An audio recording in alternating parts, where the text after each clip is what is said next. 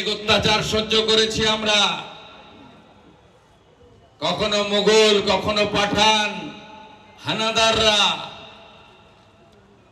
মন্দিরগুলো ভেঙেছে, জোর করে ধর্ম পরিবর্তন করেছে, সংস্কৃতি সভ্যতাকে ধ্বংস করেছে। তারপরে ব্রিটিশরাও একই কাজ করেছে, সনাতনীদের মধ্যে বিভাজন,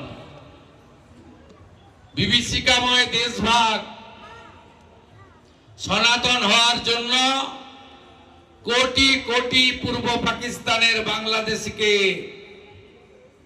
এক কাপড়ে এপারে আসতে হয়েছে শুধু ধর্ম রক্ষা করার জন্য। আমাদের শিখা, আমাদের টিকা, আমাদের তুলসী, আমাদের ধুতি,